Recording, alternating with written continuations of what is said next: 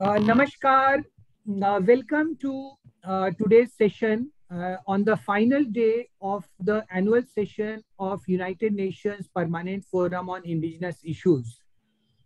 This is a civil society initiative with our firm belief that we are all indigenous in the letter and spirit of the momentous United Nations Declaration for Rights of Indigenous People, which was passed nearly unanimously by the UN General Assembly in the year 2007.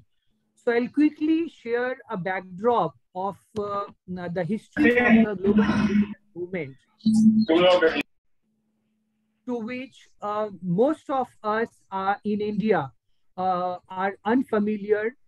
This is both due to our own ignorance of not exploring how Hindus are also indigenous, Chinese are also indigenous, Arabs are also indigenous. So the claim that the United Nations makes that there are only some scattered tribal populations adding up to just 370 million out of a total population of 7.8 billion are indigenous is completely fallacious, as I will share in the document where they have been trying to hide this truth. Dr. Susan, could you just make me the host so that I can share the presentation? Thank you.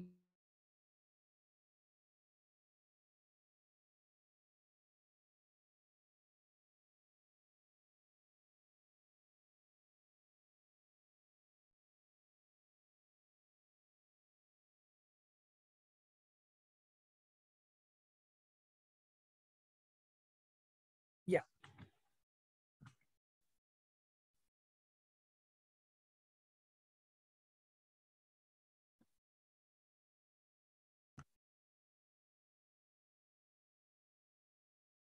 So today is a very important occasion. On 5th of May is the last day of the annual session of the Permanent Forum on Indigenous Issues, where the United Nations Declaration for Rights of Indigenous People, which was supposed to be made globally enforceable mandate, has been pending for a good 15 years. So we are having this session in which we will explain for the uninitiated what is United Nations Declaration for Rights of Indigenous People, where we are in this movement, where do we want to be, and what are the pathways to get there. So very quickly, it was a declaration that happened in 2007. But before that, the backdrop of nearly 100 years is that unlike in India, where we are very confused, if you ask a person, are you indigenous or non-indigenous? Almost 99% or 100% have no clear answer. They will tell you that, yes, we are Mool Nivasi, Hamare Purvaj, our ancestors were from India. But somewhere they hesitate from declaring they are indigenous. But this is a very strange situation, as I shall explain in the subsequent slides. So in 1923, Chief Descahe of the Iroquois Confederacy has a litigation with the government of Canada and over their sovereignty, and the League of Nations dismisses this as an internal matter because it doesn't recognize indigenous rights. After nearly 5 decades, in 1972, another Grand Chief, George Manuel, from the National Indian Brotherhood in Canada, where the movement originates from and has been very strong, in Stockholm, Sweden, in 1972, attends the UN conference on the human environment. Now, several important things happen in this conference, and incidentally, on 2nd and 3rd of June in 2022, in just a few weeks from now, the 50th year meeting is going to be held again in Stockholm. Beginning of indigenous participation in international environmental negotiations starts with this 1972 meeting. Stockholm Declaration and Action Plan, however, does not acknowledge that indigenous people have a contribution to human environment in protecting it. So Manuel founded the first modern pan-indigenous organization, the World Council of Indigenous Peoples. But for a long, long time, till around 2007, when I picked it up, and before that, Swami Agnivesh and many other people have been leading the indigenous movement and representing at the global stage. In 1977, the first UN conference with indigenous delegates participating alongside nation states happens, the International NGO Conference on Discrimination Against Indigenous Populations in the Americas in Geneva, Switzerland, with far-reaching repercussions.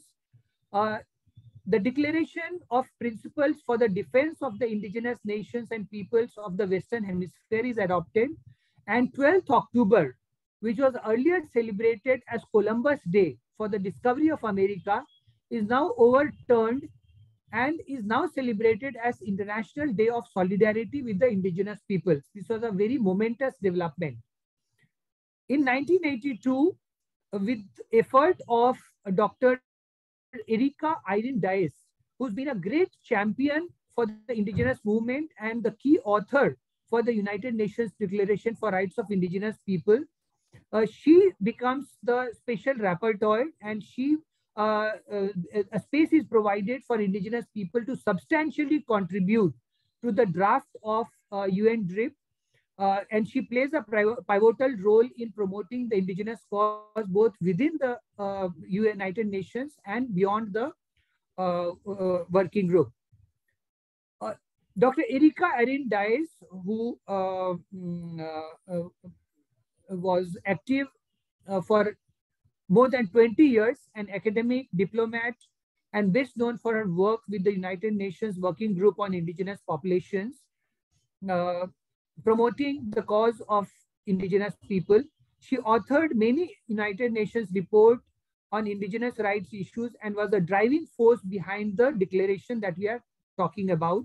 She was also the founding chairperson and special rapporteur, United Nations Working Group on Indigenous Populations, and a member of the United Nations Subcommission on the Promotion and Protection of Human Rights.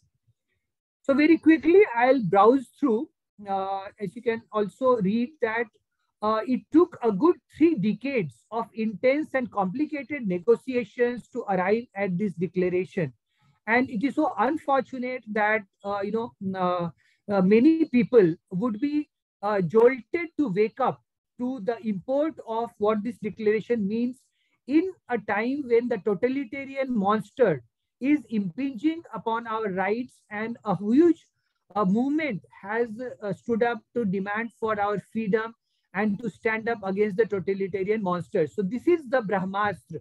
This is the ammunition that we have to stand up for our rights, to protect our unalienable rights, our freedoms, and our unsullied dignity. So please pay attention to this very important document, which has otherwise been very widely ignored. So it talks about lots of controversial issues like self-determination, collective land rights, and the requirement of free, prior, and informed consent to major projects on their lands and territories, including the COVID pandemic, which violated the free, prior, and informed consent regulation. UN DRIP enshrines these 3 elements and since guided developments on indigenous rights across international negotiations, but we have failed to use this instrument to exercise our rights and to defend them when they are under attack. Indigenous peoples wanted to create a permanent forum as high in the UN hierarchy as possible, but we were betrayed, and what we have effectively got is a tail of the dog in terms of at the top of the hierarchy, there is the UN Security Council, which is actually a club of aggressors of the Second World War, which should have actually been debarred for at least 50, 100 years from holding any position of responsibility. So this is what I call as the fatal flaw of the United Nations itself. So in the pecking order, after the United Security Council, there is UN General Assembly, and then there is Economic and Social Council.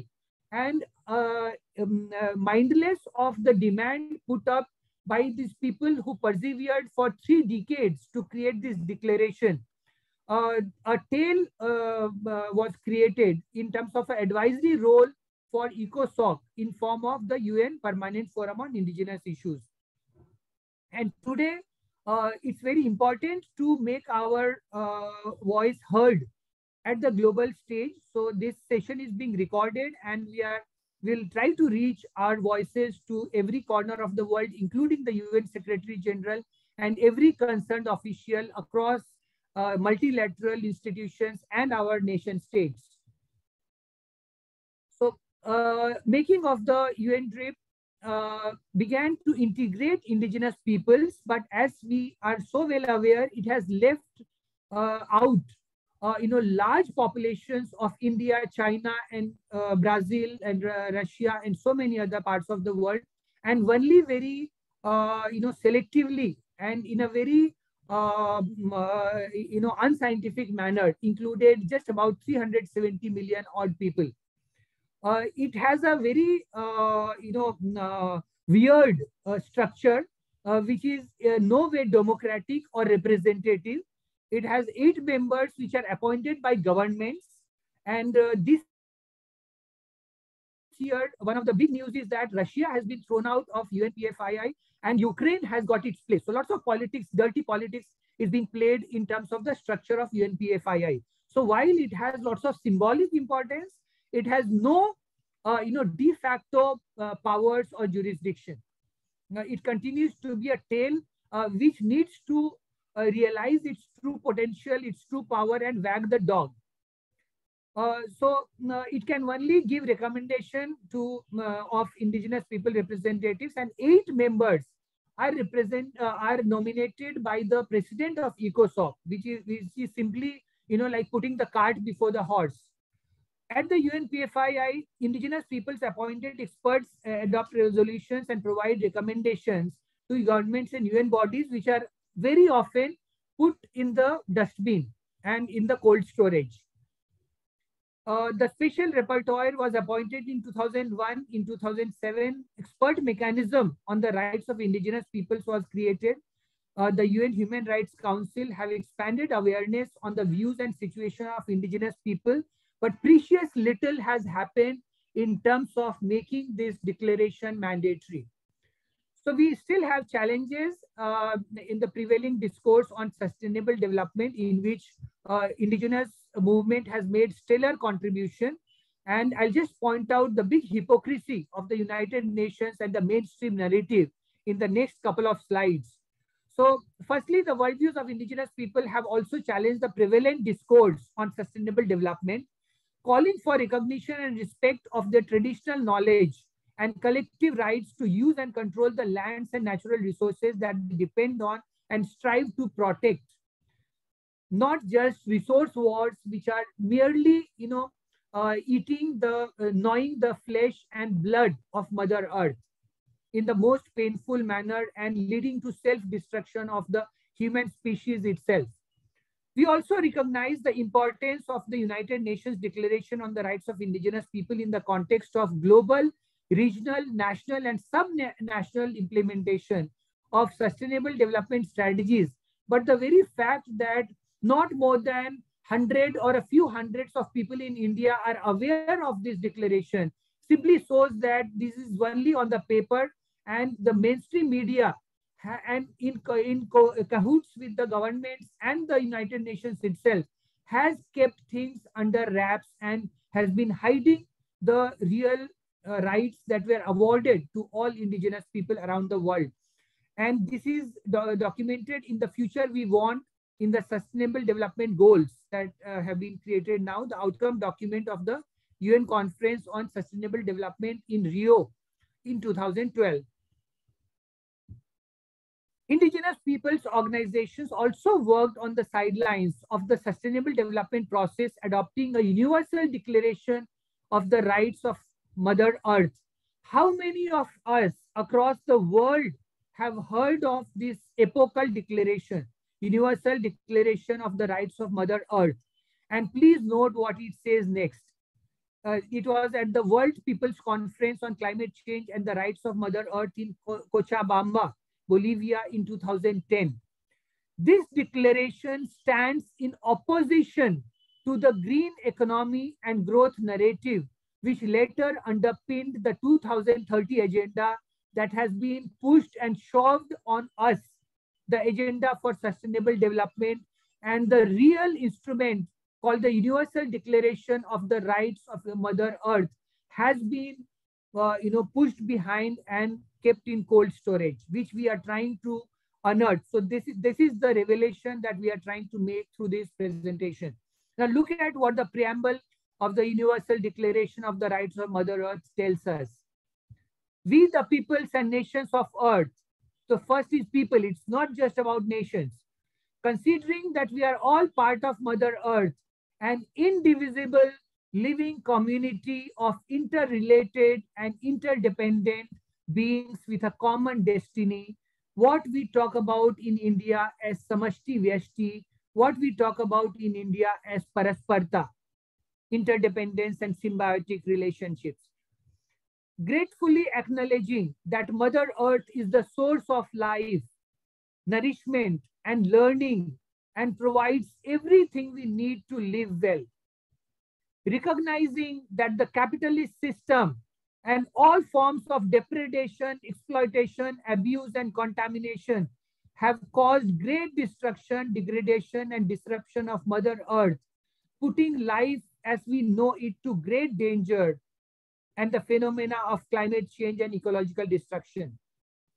Convinced that in an interdependent living community, it is not possible to recognize the rights of only human beings without causing an imbalance with Mother Earth. And as we know from the COVID episode, that even the rights of the human beings cannot be protected if we just focus on a very anthropocentric bias and prejudice.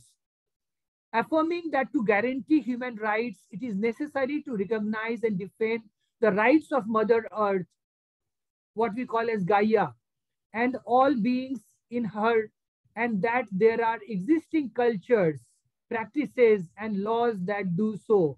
And one of the most prominent among them are ancient cultures of India, of China, of Babylonia, Mesopotamia, Mayan, Aztec, and yet there is no mention, or we are not even counted in the indigenous entire narrative.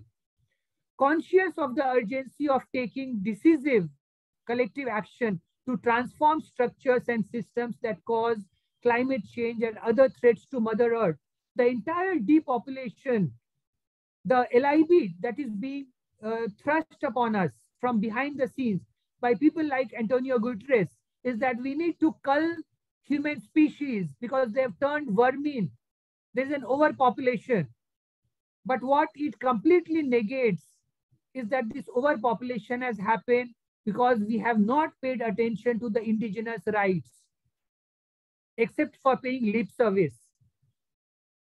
Proclaim that the Universal Declaration for the Rights of Mother Earth and call on the General Assembly of the United Nations to adopt it as a common standard of achievement for all peoples and nations of the world, and to the end that every individual and institution takes responsibility for promoting through teaching, education, and consciousness raising, respect for the rights recognized in this declaration, and ensure through prompt and progressive measures and mechanisms, national and international, their universal and effective recognition and observance among all peoples and states in the world.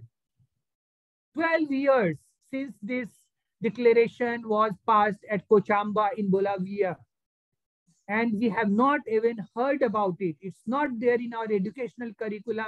It's not anywhere in the mainstream narrative. So here is our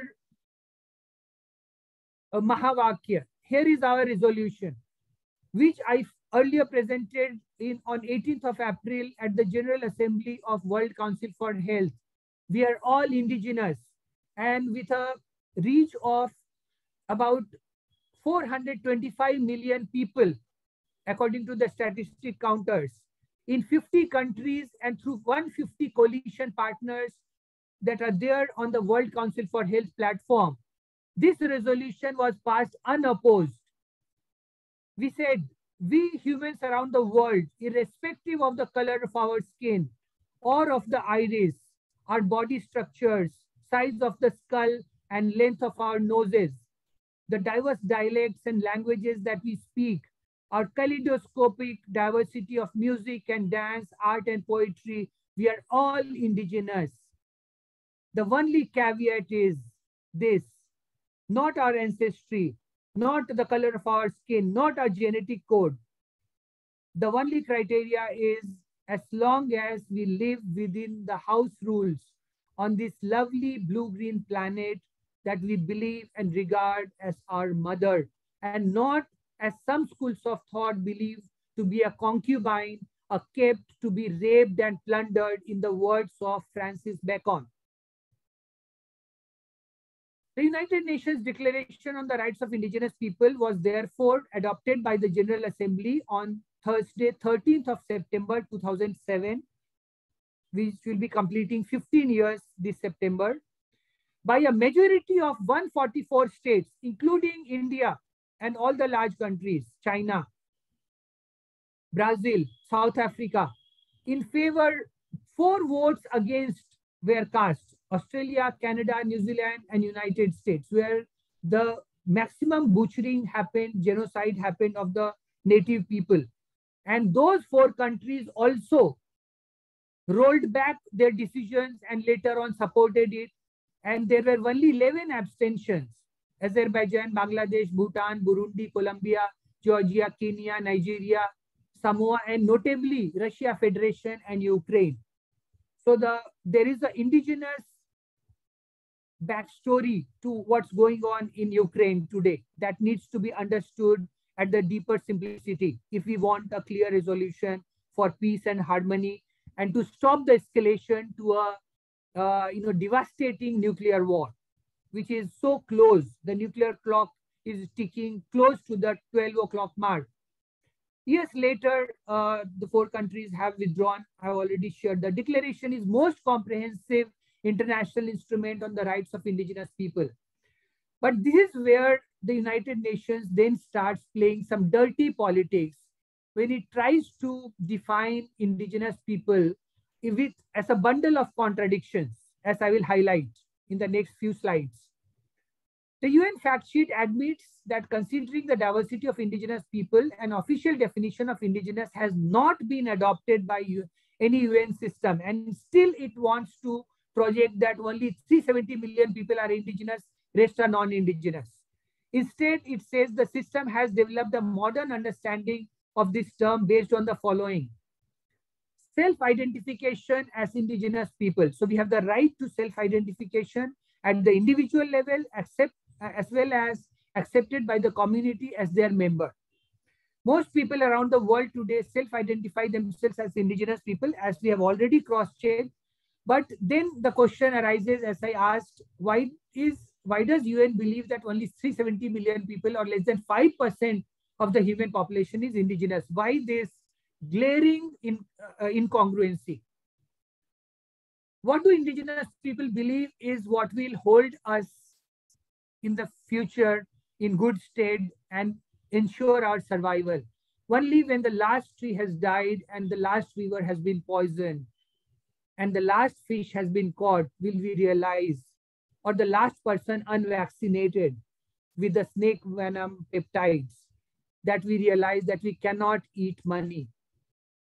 The Aboriginal vision of property was not some piece of land or some material possession, but of an ecological space that creates our consciousness, not an ideological construct or fungible resource, some financial instrument. Their vision is of different realms enfolded into a sacred space. The notion of self does not end with their flesh, what we call as, we are not dehatmavadi, but continues with the reach of their senses into the land, but continues with the reach of into the land. So it permeates the entire cosmogenesis. So I'll move to the next section very quickly before we open the floor and have a wider interaction. So according to the historical data, unlike what is commonly believed, Hindus and Persians, who are the oldest known ancestry, are traced back to 1.05 million years. And the word indigenous is actually derived from an old Latin word called Indu, which means moon in Sanskrit, which is the deity of the mind, from which the words like Manav comes from, and also the word Hindu comes from, where he means Maya or the seen reality. So indigenous people are essentially people of Indian origin, and that is why in native people, aboriginal people across the world are addressed as Indians. It is not freak of that Columbus landed in West Indies instead of East Indies. So that's the gospel. That's the misleading propaganda that has been served to us. But the truth is that Hindu, Indian, Admi, Insan, human, all of these mean the same thing because this is our common ancestry. Samudra Manthan is actually an encapsulation of geological incidents, as has been very well violated by modern scientists. If you look at the Jambu Dweep depiction, it is so and identical to the North Pole projection of Earth as it stands even today. So we had ways to probe and train our minds to make astronomical discoveries and to be able to explore into the inner realms of Mother Earth. So Bharat Varsha was just one of the 9 Varsha. The other Varshas of Jambu Dweep were also identified, and it was in a concentric circle. So that's the depiction that it had. So it also had 9 mountains and major rivers. So it was a very nature-centric and a very cosmological connected, not unlike the very deracinated, uprooted, artificial, unnatural, dehumanizing, despiritualizing culture that we have come to embrace. That leads us to transhumanism. So what did Carl Sagan talk about Hindu cosmology? The Hindu religion is the only one of the world's great faiths dedicated to the idea that the cosmos itself undergoes an immense, indeed an infinite number of deaths and rebirths. It is the only religion in which the time scales correspond to those of modern scientific cosmology. Its cycles run from our ordinary day and night to a day and night of Brahma, which is measured as about 8.64 billion years. So these astronomical calculations could happen because mathematics was so advanced. Longer than the age of the earth or the sun, and about the time since the Big Bang. And there are much longer time scales still. This encapsulates all the geological epochs that we talk about, from the Jurassic to the modern Holocene era. Ancient wisdom is encapsulated. That was again one of the beautiful and the very wondrous aspect of ancient wisdom. It was preserved against mutilation and also can reveal itself to the seeker. Jaisi drishti, vaisi srishti. This wisdom is threefold at the physical level, at the divine level, and at the symbolic level. But we often seem to talk about mythology because we cannot relate to its physical and symbolic level. There's a verse in Athreya Upanishad which talks about Paroksha Priya Iva Hi Deva, which talks about the observer, how the devas want to be invisible, secretive, mysterious, indirect, hidden, and so on, because they want to be safe from hacking.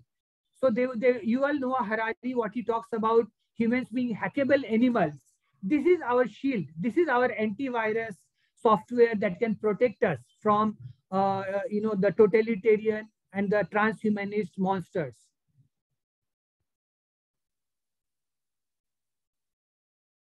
So I'll just stop here and continue in the next session so that we have more time for interaction. And please welcome you all. And I'd invite you for a round of introduction, starting with Dr. Susan Raj, Ishwar Khajuria ji, and Teresa. Thank you everyone for joining in. This is Dr. Susan Raj. I'm a BSc nurse, a master's in social work and with medical and psychiatry. I'm a behavior specialist And my doctorate is in humanities. I'm a mental therapist, and I treat people with one of the natural methods called mineral. And my concept of health is that health is an indicator of health is an indicator of human behavior with their environment, and that is where we I am connecting to Gaia community, and because environment is the ultimate. If we misbehave with our environment, there is no way that we can have health. So I'm glad to be here. Thank you, Dr. Chandra Vikas जी, आपने हमें बुलाया और एक अलग सा नजरिया दिखा रहे हैं कि हमारे पास क्या है और हम क्या क्लेम कर सकते हैं, और क्लेम करके उसको फाइनल एक्शन में अधिकार में लेना, ये बहुत बड़ा एक काम है, और आप उसको करने के लिए बीड़ा उठाए हैं, और हमारी तरफ से जो कुछ मतलब हम जो एक्शन ले रहे हैं बहुत चीजों में उससे कनेक्ट हो रहे हैं, तो this will be the whole new world for us. Thank you very much. Yeah, Dr. Susan. So before we'll come back with a few questions. Ishwar Das Khajuria ji, please share your introduction and how he is the key person for nature and human-centric people's movement in Jammu and Kashmir. Khajuria ji, can you hear us?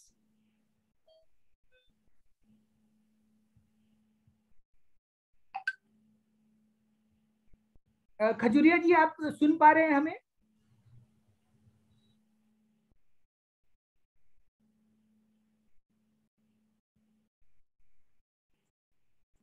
Teresa, you can introduce yourself. Meanwhile, Teresa, would you like to introduce yourself and share your introduction? Hi, actually, I got yes, I got the link from Earth Connect David's group. So this is my first time, and Susan, my name is actually Teresa Bellan. I'm living in Dubai, and I've seen Dr. Susan a lot on Guinea Ma'am's videos. I'm well aware, and so since I saw okay, you were there, I thought, okay, let me just come in to hear. It's a very interesting topic. I wish like no more had participated, but there's a lot to learn, and I'm really looking forward to the future sessions to learn more. Yeah. Okay. Thank you for joining in. Hope this session was useful for you, and we'll carry on in further sessions on this direction. Ishwar Das Khajuria ji.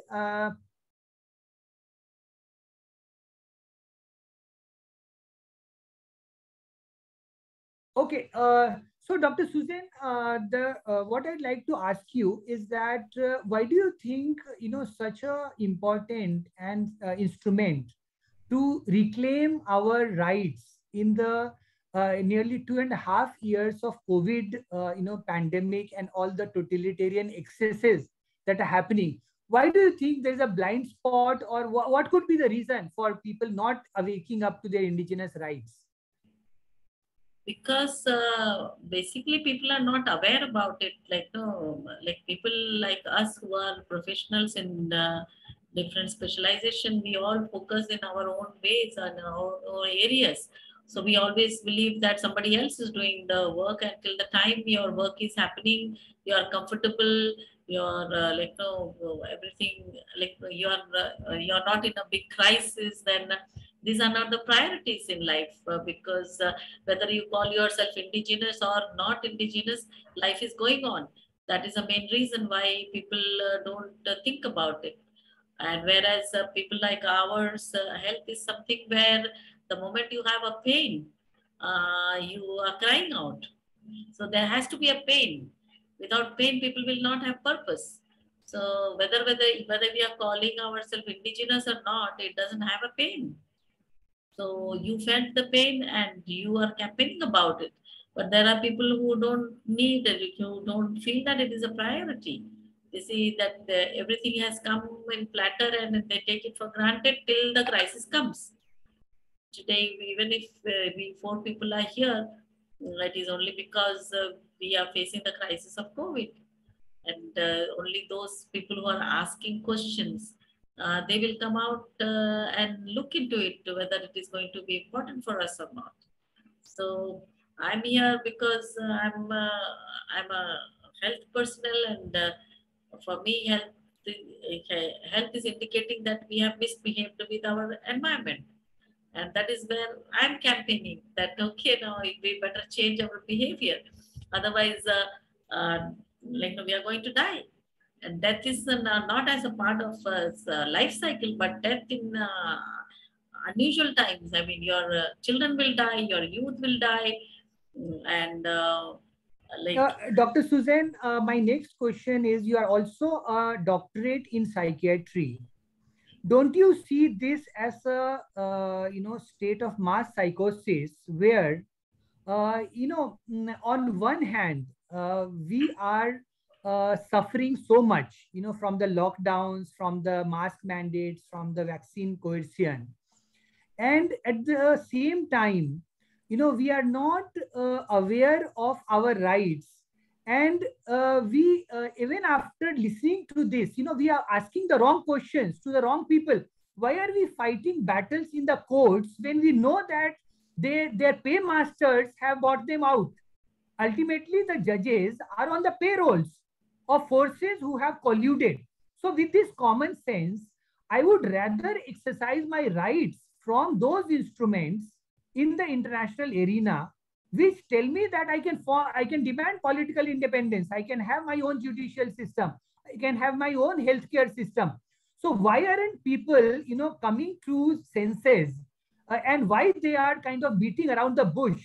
And like my professor used to say, why are they not beating at the bush? and that is what I say, that it is a human behavior. We are addicted to convenience. No, but is this normal behavior or is this mass psychosis? And how do we cure this?